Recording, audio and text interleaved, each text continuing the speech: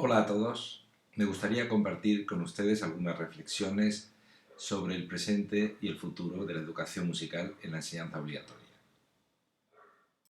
En esta primera diapositiva, que nos sirve de introducción al tema, podemos ver cómo en una interpretación de la Sinfonía de los Juguetes, paradójicamente son los alumnos de un colegio los que tocan los instrumentos de la orquesta, mientras que los estudiantes de magisterio de la mención de música, futuros maestros, son los que tocan los juguetes.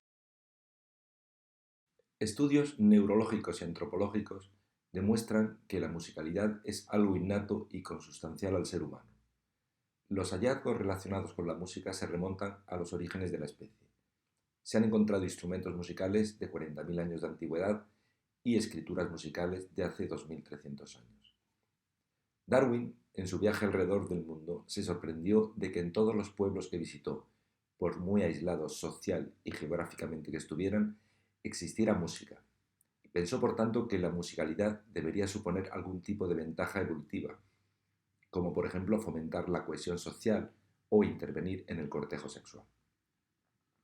Algunos antropólogos plantean la hipótesis de que la música pudiera ser un protolenguaje anterior al lenguaje articulado. Además de su evidente importancia cultural, la capacidad de la música de provocar emociones ha sido utilizada por las religiones para el adoctrinamiento y por los políticos para alentar a los soldados al combate. Su indudable capacidad de entretener convierte a la música en la actividad de ocio cultural más frecuente, como se puede apreciar en la encuesta sobre los hábitos culturales de los españoles realizada por el Ministerio de Cultura. De ahí que la música sea una importante fuente de ingresos económicos. Resulta chocante que pese a este extraordinario interés por la música, solo un 9,6% de los encuestados tocan un instrumento. No podemos olvidar la importancia de la música como motor de cambio social. Claro ejemplo de ello es el sistema de jóvenes orquestas de Venezuela, ni tampoco las cada vez más conocidas propiedades terapéuticas de la música. Dada la importancia de la música a todos estos niveles, es lógico pensar que debería ocupar un lugar importante en la educación. La reforma educativa de 1990 en España reguló la enseñanza musical a todos los niveles: conservatorios, escuelas de música, enseñanza obligatoria y centros integrados. 30 años después, muchos observamos una falta de resultados visibles. Los alumnos finalizan su etapa escolar sin saber apenas música. La reducción a la mitad de horas de enseñanza musical en educación primaria y su opcionalidad en la enseñanza secundaria no creemos que sean la causa, sino más bien la consecuencia de esta falta de logros musicales constatables. Ante esta situación, nos deberíamos preguntar en qué estamos fallando, si es que aceptamos que estamos fallando en algo, y la respuesta dependerá del concepto que tengamos de lo que es saber música. Cualquier persona profana en la materia entiende que una persona que sabe música es alguien que sabe tocar un instrumento o cantar y que sabe componer, amén obviamente de entender y disfrutar de lo que escucha.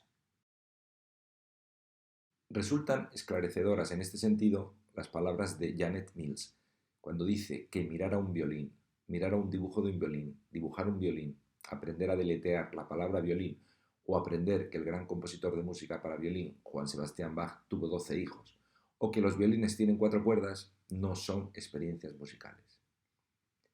Al igual que las del alumno que, preguntado por lo que hacían en clase de música, respondió que no hacían música, sino que hacían tatitis, en clara alusión al método Kodály. Otra pregunta que deberíamos plantearnos es ¿por qué aprender música? Aquí nos encontramos con dos opciones que no deberían ser incompatibles. Una de ellas es por su valor instrumental, es decir, la música propicia otras competencias, como las culturales, las sociales, desarrolla las capacidades intelectuales, tiene propiedades terapéuticas, etc. La otra opción, que parece que a veces se olvida o se mantiene en un segundo plano, es porque la música es un medio diferente y único de conocimiento, de expresión, de disfrute y de percepción de la realidad. ¿Y quiénes deben ser los responsables de impartir la enseñanza musical en los colegios? Maestros a los que, como vimos en la primera diapositiva, no se les exige apenas conocimientos musicales o especialistas en música. Otra pregunta clave es cuáles deben ser los objetivos y los métodos, es decir, qué y cómo queremos enseñar. ¿Solo canto y movimiento, como proponen autores como el que aparece en la diapositiva? Lamentablemente, a nuestro parecer, estas polémicas se decantaron por las ideas de los que opinaban que la música en los colegios debería ser diferente a la que se enseña en los conservatorios, y se acuñó un concepto que no aparece como tal en el currículo, que es la música de colegio. Lo que defendemos en esta ponencia es que no debe haber dos músicas diferentes, que los contenidos y objetivos deben ser similares, aunque a diferente escala, y que lo que debe variar es la diferente velocidad de aprendizaje y los diferentes grados de consecución de estos objetivos. Como alternativa, proponemos la enseñanza instrumental grupal como vehículo de aprendizaje del currículo. Este tipo de enseñanza se lleva aplicando en Estados Unidos desde hace más de 100 años, y su claro exponente son las bandas y las clases de cuerda. En más de 40.000 colegios se desarrolla este tipo de enseñanza, y el apoyo económico que recibe se debe a los buenos resultados obtenidos. En esta misma línea, el Reino Unido se planteó a principios del siglo XXI una reforma de su sistema educativo musical, con el fin de que todos los alumnos tuvieran la posibilidad de aprender a tocar un instrumento. Este programa se denomina Wider Opportunities y sus características principales son: enseñanza grupal, incluyendo la clase completa; gratuita, dentro del horario escolar; colegiada, ya que colaboran músicos profesionales con profesores de aula. El profesorado recibe formación gratuita y los estilos musicales dependen de la idiosincrasia de cada centro. El modelo americano de clase de banda se está empezando a impartir en España, promovido por la empresa musical Yamaha. En Madrid tenemos varios ejemplos de centros, tanto públicos como privados, que ofrecen la denominada Yamaha Class Band. En este vídeo podemos ver cómo en una clase instrumental grupal de cuerda los alumnos desarrollan no solo la técnica instrumental, sino otros muchos contenidos del currículo musical.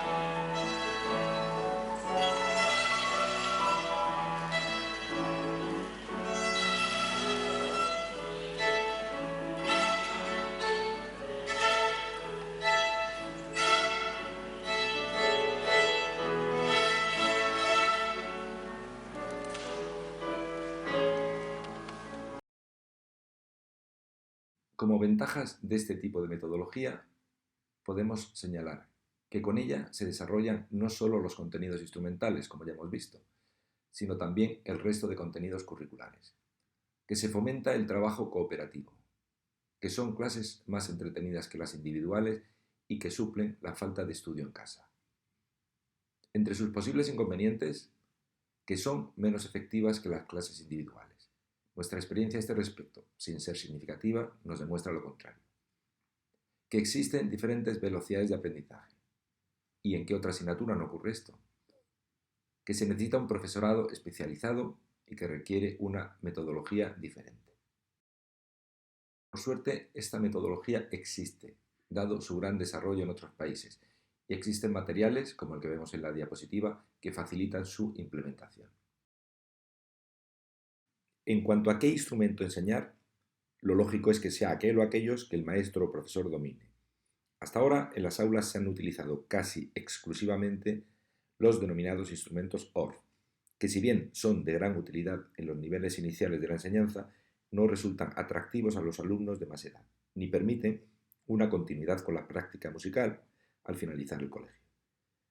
El currículum no habla específicamente de este tipo de instrumentos y, por lo tanto, creemos que su continuidad y casi exclusividad en el uso se debe más bien a una inercia educativa. Tampoco es el precio lo que nos debería hacer decantarnos por estos instrumentos, ya que, como podemos ver en la diapositiva, resulta más barata una dotación para una clase con instrumentos de cuerda, por ejemplo, que una dotación de instrumentos ORF.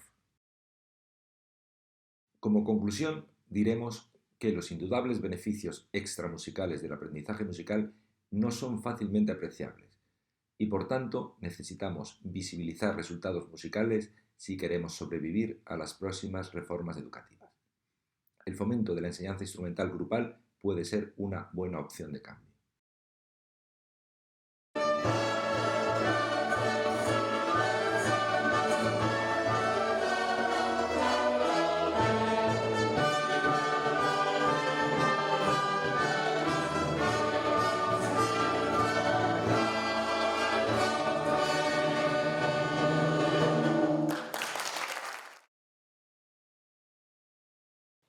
Muchas gracias por su atención.